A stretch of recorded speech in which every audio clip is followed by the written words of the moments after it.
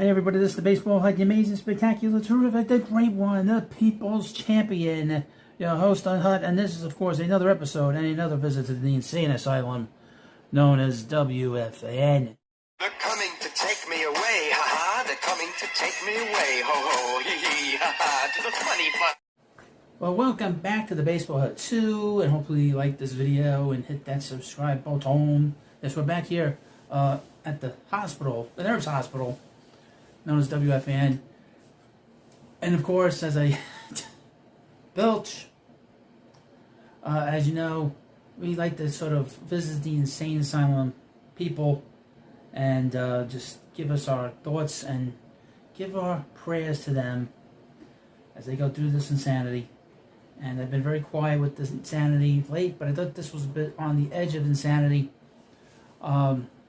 There are Met fans that are completely losing their minds.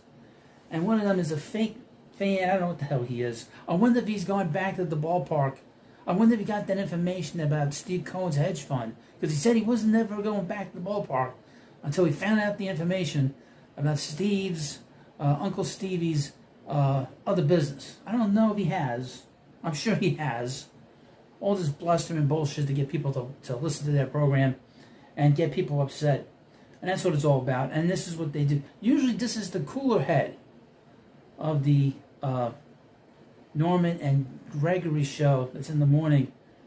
Boomer Esiason was as you know, was a quarterback in the NFL for the Cincinnati Bengals and, of course, the New York Jets.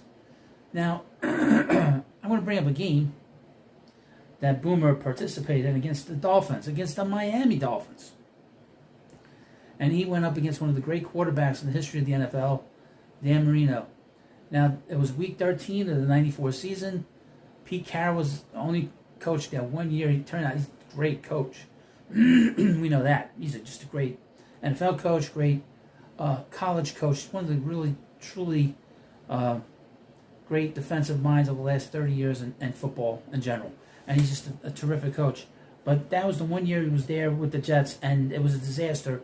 And this game that they played in Week 13 against the Jets versus the Dolphins is a game that will live in infamy because the Jets were in good shape, and then they played this game, and with 2 minutes left in the game, everybody's high-fiving each other, thinking the game's over, including Boomer, by the way. Including Boomer. And basically everybody in the stadium, aside from two people, as I recall, did not think the game was over. One being Dan Marino, great quarterback that he was, and of course Marv Albert on the call.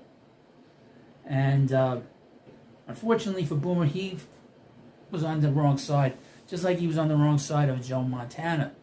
Now, as you know, he's been at WFN for many, many years. And he's been doing this show. I don't think he realizes that he has his own past as a player. That his team, the Jets, thought the game was over. And high-fiving. But Boomer has a weird attitude. If you don't do certain things a certain way, if you don't play hard, you don't play every game, he'll rip you. Daniel Murphy will tell you about that. But here we have from Awful Nasty. He's been attacking Juan Soto's attitude. And Soto's fine. The problem with Soto is he's been missing so many pitches this year. Late on pitches, front of pitches, his bat has been terrible. Okay, in terms of being able to hit the ball out of the ballpark, do what he's asked to do, that has been something that he's done his whole career. It's only 1 year that he's been in the majors where it was a lousy year, and didn't work out well, and that was 2022. But it's from Awful Announcing. I thought Boomer was a little low on this, to be honest with you. And he does forget about how Soto played last year for the Yankees. I've said many, many years that no matter what the Mets do, it's wrong. And when they do it and it's right, it's still wrong.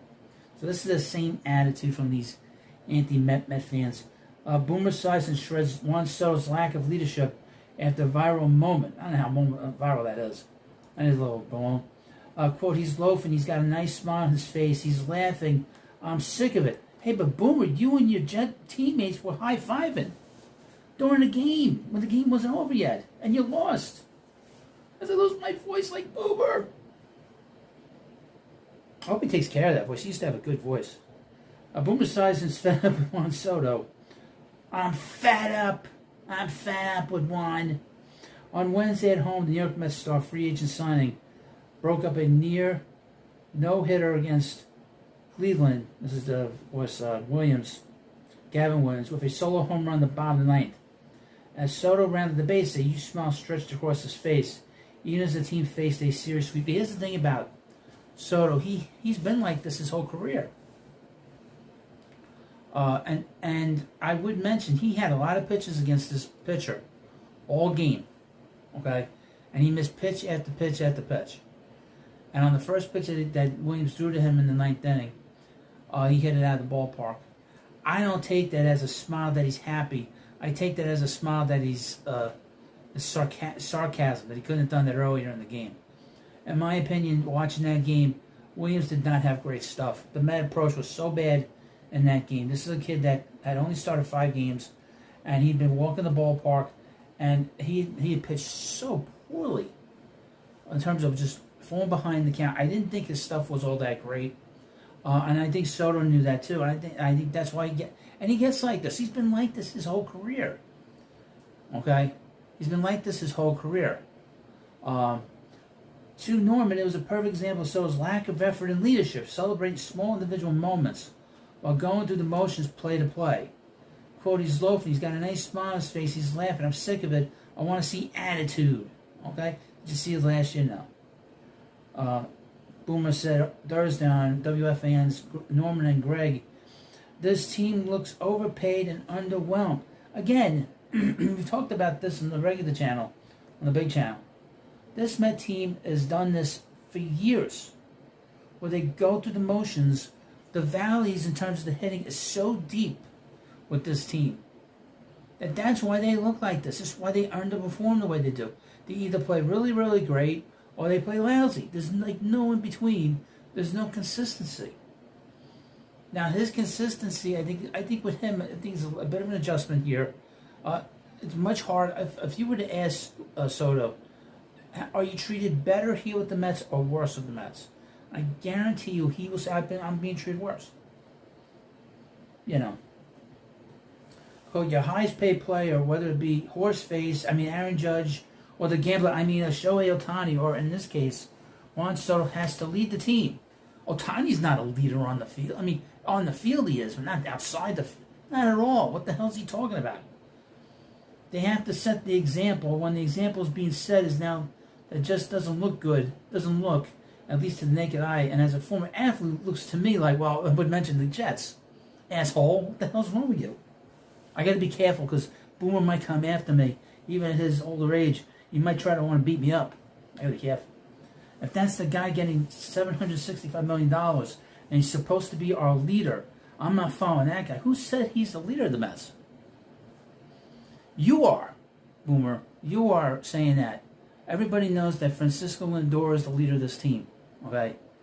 He's the leader.